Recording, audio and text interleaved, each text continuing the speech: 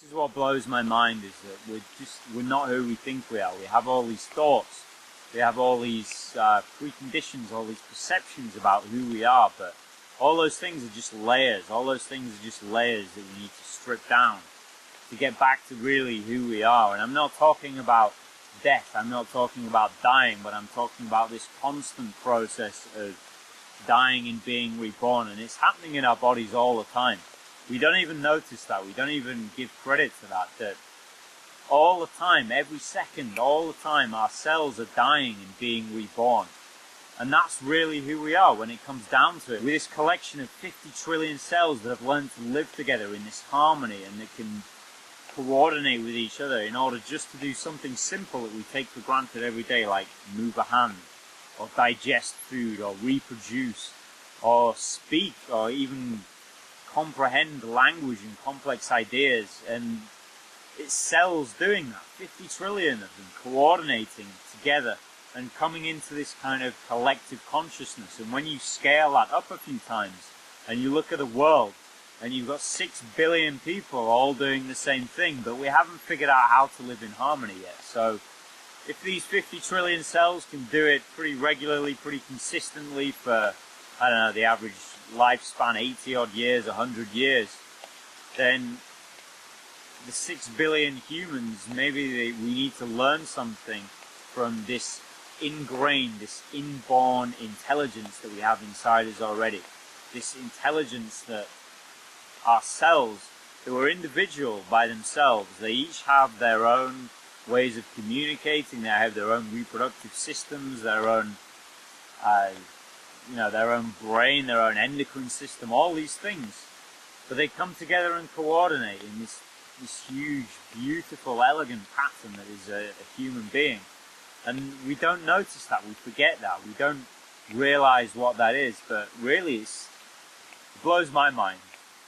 Just thinking about it really, really blows my mind. And I love it, because once you strip away the thoughts and the fears and all the baggage that you've been dragging from the past and projecting into the future, and just say, you know what, I'm going to trust. I'm going to trust that my cells know what to do. I'm going to trust that they've got me this far. I didn't need to tell them when I was born. My thoughts didn't need to say, grow, you have to grow. You have to grow an arm and a leg and a finger and a liver and a stomach and all these things. We didn't have to tell them anything. They just grew. They knew what to do. They already knew how to coordinate to make something as incredible as a human being. And what warriorship is about releasing those thoughts, releasing the past and releasing the concerns about the future, so you can just be present, you can just be here in the now, focusing on trusting those cells, on giving them that kind of responsibility that they already know how to handle, much better than we think we can handle it here.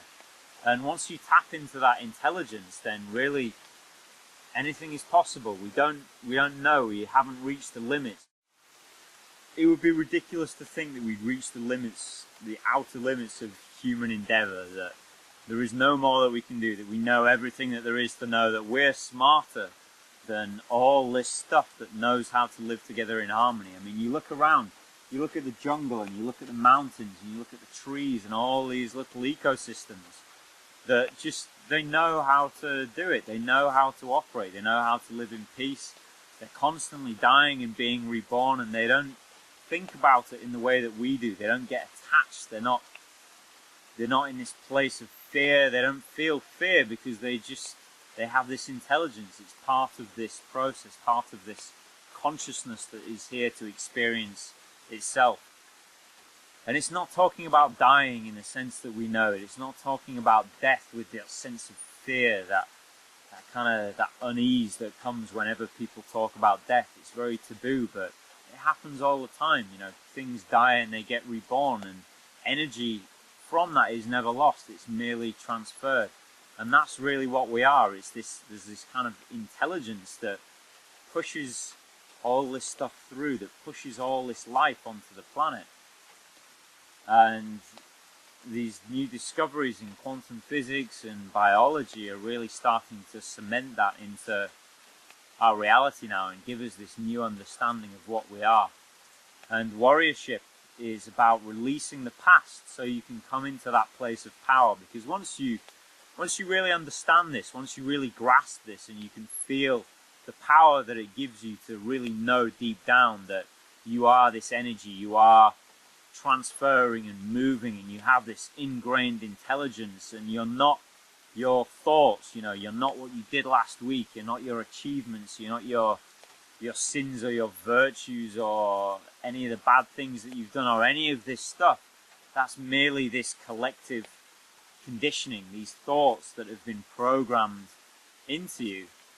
But they're not you, they're just the layers on top that have been built up over the years. And once you can come into an understanding of that, a real deep understanding that you're not any of that, you can take a step back and look at all this and say, you know what, I don't have to be this. The things that I am are not what I am. They're just the things that I think that I am. And it's kind of confusing, but once you take a step back from all that, it becomes really clear. It becomes really clear what your essence is, because once you put down the baggage and the emotional burdens and you stop dragging the past into the future, you really begin to feel your own essence. You really begin to feel your own power. And it's such an amazing thing being able to ground that wisdom, that power, right down with all your chakras wide open, to be able to ground this power and this wisdom and integrate it into your everyday life. So if you want to talk about consciousness and you want to talk about this subtle energy or this field or whatever you want to call it, it's got so many names, then how do you experience yourself? How do you know what chocolate tastes like? How do you know what love feels like? How can you see this amazing sunset in the background there? How can you experience all those things? It's just, you have to be here in life to be able to experience yourself and make your experience on this planet as rich as possible, as full as possible, as passionate as possible, and just really live with that kind of energy. And it's a choice. It's all a choice.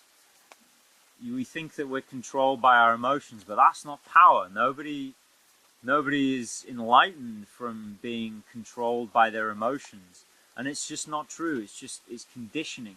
You have the choice. You have the power to change your emotional state at any time, at any given place, and that's real power. That's what warriorship is about. It's about coming into a place where you can get into any environment, and it doesn't matter. It doesn't matter what the environment is, because you control internally how you react, how you feel about this environment, and you control that. And that is real power. That is the power to enjoy life, the power to live life in its richest and fullest potential, is when you can be in any environment in the world and just think, you know what, this is part of me and I am part of it, and I can be here and I can be blissful and I can be joyful and I can be happy. And then once you let go of all the other stuff, all the need, you transcend the need for the other things, then you can start to choose it and say, okay, I want to experience this. I want to take a helicopter ride. I want to live in a mansion here just to see what it would feel like, to see these new things. I mean, you can feel these feelings already if you start to really condition your mind and be in that feeling and just imagine it and be with that feeling. But once you transcend the need for all that, you can just begin to choose it and pick it and make these things in your life the experience that it is. And the funny thing is, the ironic thing, or the paradox, or whatever you want to call it, is that we're kind of like these tuning forks. We're just we're this vibration, this massive vibration. And once you hit that tuning fork with a specific intensity and it holds a specific vibration, then that tuning fork attracts all the things that complement it. So if you're holding baggage from the past that says you need to be afraid, there's terrorism out there, there is war out there, there is no money, there is no food, there is scarcity, you can't do anything about this, you're powerless, then this tuning fork is going to be held in that vibration, and it's just going to attract all these reasons. Your brain is going to go out there and look for all these reasons, and it's going to find them because they're going to come to you. All these reasons why that is true, why that belief is true. But once you really integrate and ground these principles and these beliefs that, you know what, that's not true. I'm not powerless. I can let go of all these things that I've been taught, let go of all these things that I've been told that I am, and really feel that kind of blissful, joyful nature of what I really am, which is the highest vibration, that unconditional love, that bliss, that sense of just joy. Once you come into that place and can really feel that, then that's power, because you begin to attract more things into your life that mirror what you're feeling. And that's really all what the universe is. It's really just this big mirror that we're looking into and saying, today I feel frustrated, so this person's going to come and it's going to piss me off even more. Or today I feel amazing, so all these amazing things are going to happen to me. And even if something bad happens to me, I'm still going to look at it and be like, because I'm in this state of everything's amazing, I'm going to be looking at it like, you know what, I could really learn something from this. There's something powerful in that. There's something really incredible in that, and in creating your own destiny through that, because the state that you're in and your frame of mind when you take on any situation at any given time dictates what you get from that situation. And that's an amazing power to have. I mean, what if there was no failure? What if you went into every situation that you could potentially fail and that you've linked pain to, and say, okay, well, if I succeed, then that's awesome. Job well done. But if I fail, then that's awesome, because I get a great education from it. I can look at it and say, here I can adjust and I can make something different, and now I'm wiser, I'm more knowledgeable. And warriorship is really about the journey. It's about living in the moment and being able to come into that state of presence where you're feeling that bliss and that joy, and be in any situation and just be in control of it. Because when you control everything in here, it just diffuses into your environment. It just seeps out everywhere and brings you back the things that you are feeling inside. It's a complete reflection. And it's so inspiring to know this. I mean, it's so amazing to know that.